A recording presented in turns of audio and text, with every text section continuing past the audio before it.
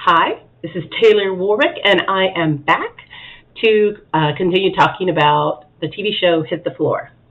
Today, I'm going to be talking about Season 1, Episode 2, Game On.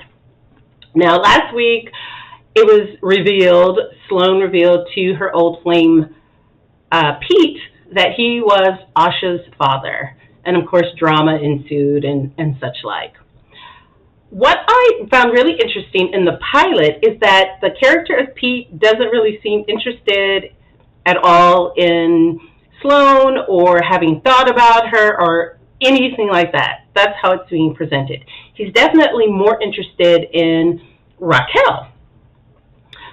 Cut to the Game On, and there's a little bit more interest. He's still interested in her, in Raquel, which is sort of setting up a future love triangle that we will talk about later. But it's very interesting that when they first start all of this, it's as if he hasn't thought about her in years.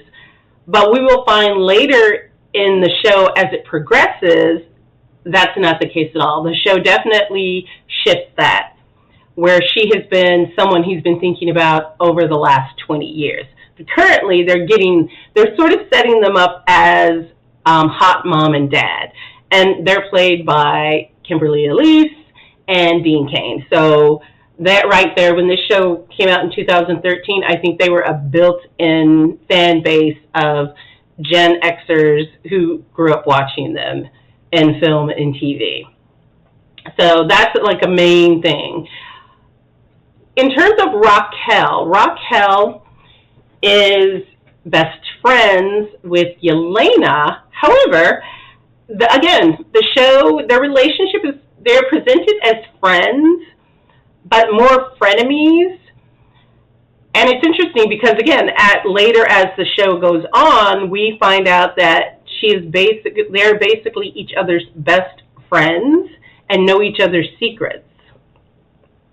But as it stands, Raquel, much like Olivia or Mia or Asha, is presented as just another woman that Yelena finds to be a threat. And that's how it's presented. She's very much presented that way.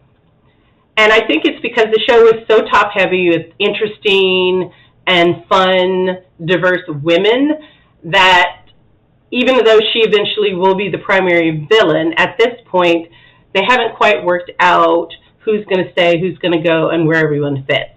So currently, she and Raquel's relationship, which personally is one of my favorite aspects, and I really wish that we'd gotten more of their friendship, but still presented as her closest friend. But right now, they're definitely on the frenemies tip.